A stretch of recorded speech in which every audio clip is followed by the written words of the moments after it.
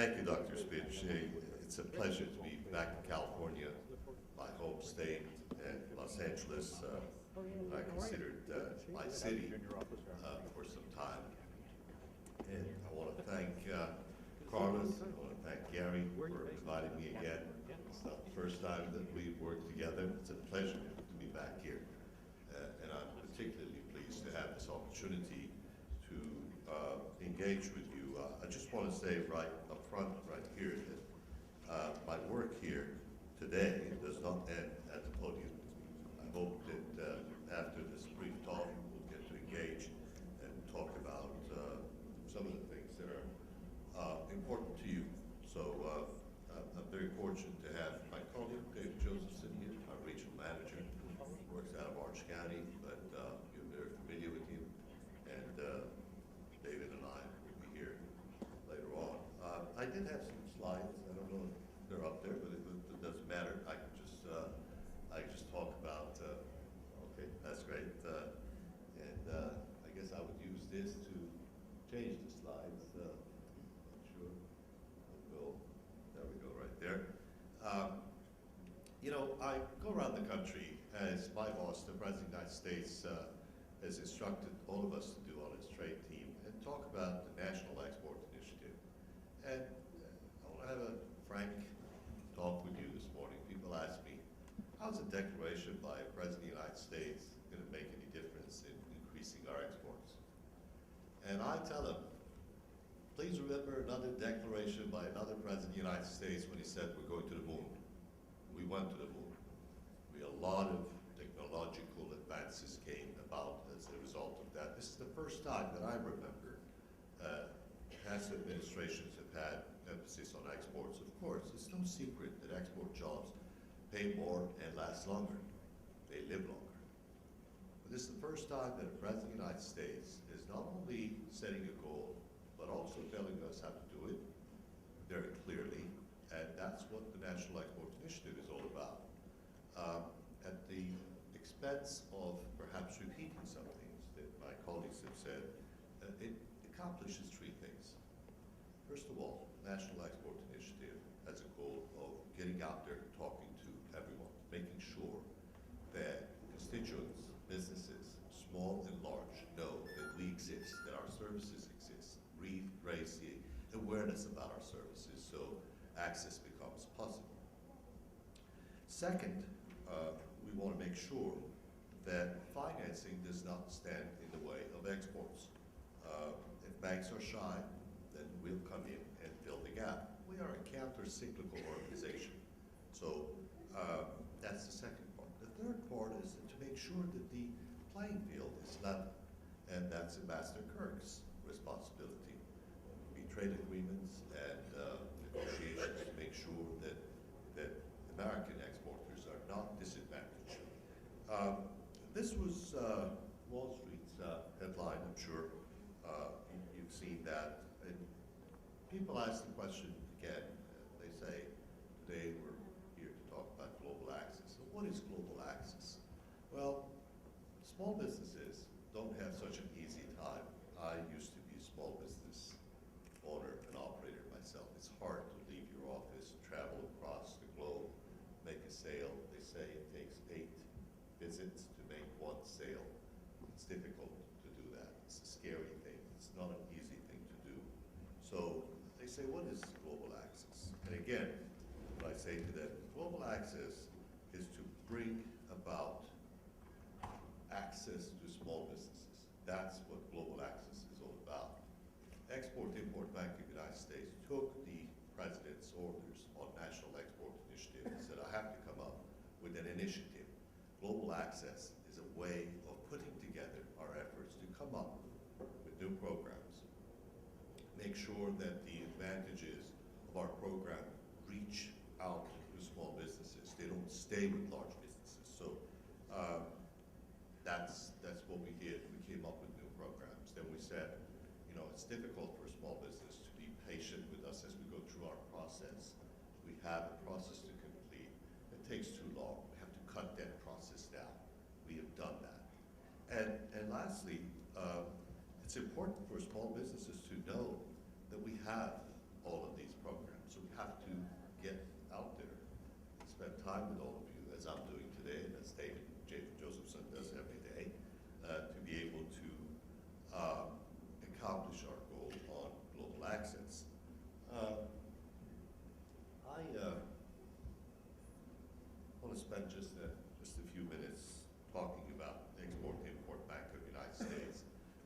There is a little bit of a mystery. Again, I travel all over the world, and people ask me the question, who owns the Export-Import Bank of the United States?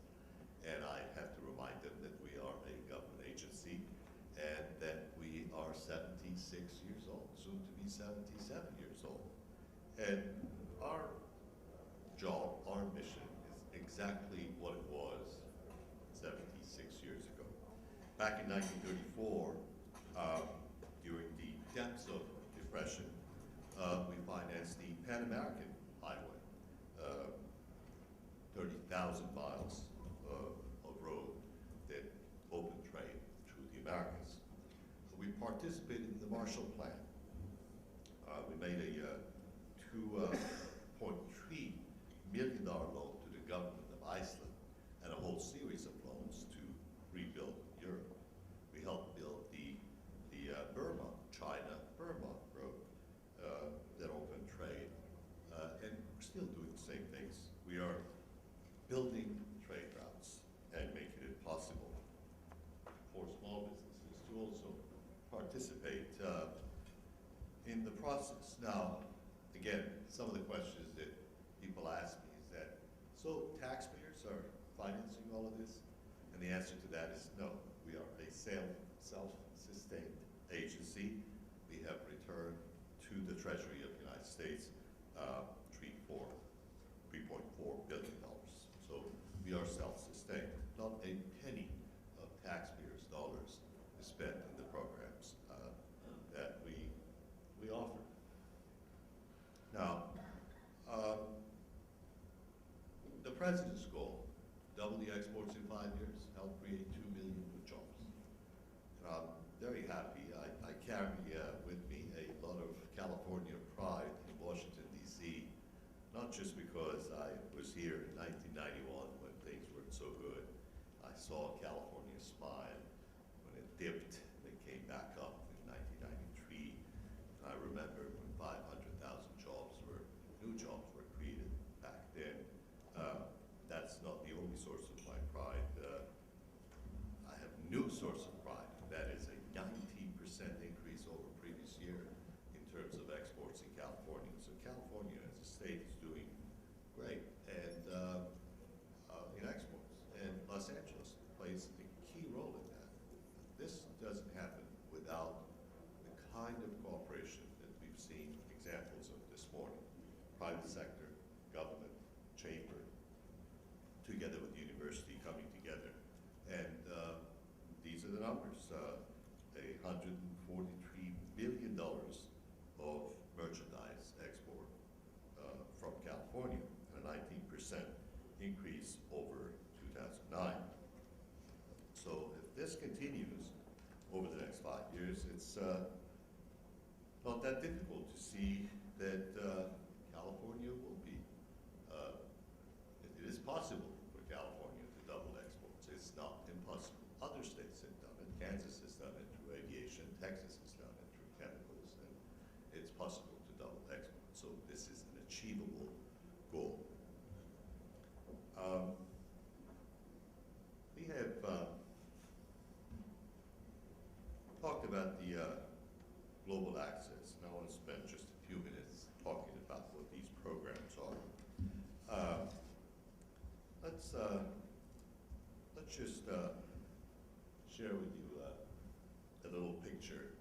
And this is the reaction that I get when I talk to small businesses about exporting. People say to me, look, I'm worried about getting paid when I sell to New York, New Jersey, and New Mexico. I don't know my buyers that well. How do you expect me to sleep at night expecting to get paid from New Delhi? So somebody is selling in New Delhi, I guess, in New Jersey. So it's not so uncommon. It's a reality. small business. Someone calls, sends a request for a product that they're selling, and they don't know them. They don't know their capacity to be able to pay for the product. They call around and get some information, but that doesn't really solve the problem. They go to the bank says, I don't have any corresponding relationship. It's hard for me to be able to give you a loan. I can't help you. So right there, they stand a very good chance of losing a sale. And that's exactly the challenge that we try and solve and bring a solution to that. The other complaint or other feedback that we get is, EXIM Bank helps big businesses a lot. And it's not so easy for small businesses to access EXIM Bank programs. So while, of course, we have a mandate by Congress of the United States to put 20 cents of every dollar we place behind exports on small businesses, we don't really stop there.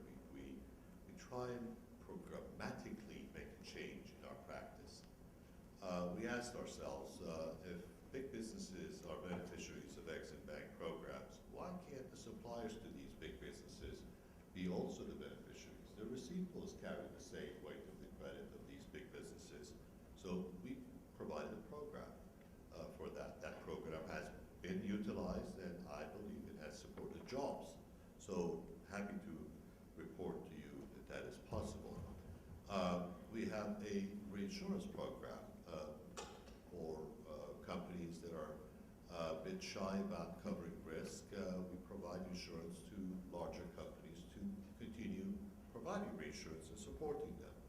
Our environmentally sensitive programs make it easier for people. Our Solar Express program, we've been able to cut down the processing time substantially, and these are the facts that are helping our small businesses. These are the facts that will help us double, especially our small business support from probably close to $5 billion to $9 billion by 2014. It is possible to do that. We have steadily supported the small businesses with these programs, new programs, and new processing methodology at EXIM Bank will help accomplish that. We are not alone in doing this. We are very fortunate to have the cooperation of our partners in the United States government. Department of Commerce is a great partner for us. In fact, my friend and colleague, Director General of the U.S. Foreign Commercial Service, Director Suresh Kumar, didn't have 1,500 foreign commercial service officers all over the world, I would have no legs. I'd be traveling to these countries. I would not be able to go anywhere without them. I'm very grateful to them. They do a great job, all of them. So I want to send a big thank you. I know some of them are here today, so I want to send a big thank you to them. We have Small Business Administration as a great partner here. Small businesses benefit. We cover some small business programs that overlap in some ways, but they're a great partner for us. USTDA. This is a small agency of the United States government that does a great job. Very few people, big results. Very pleased with that work, and very happy to work with Director Zach and TDA together. We have OPIC, Overseas Private Investment Corporation. They cover investment risk. They're a development finance agency. They do a great job in what they do. We have partners in private sector. Commercial banks are very good partners. We have partners in Chamber of Commerce, U.S. Chamber of Commerce. Chambers all over the country are partners, and commercial banks, again, help us accomplish these goals as we move forward from $4.5 billion to $9 billion for small businesses by 2015. Our goal is to be able to put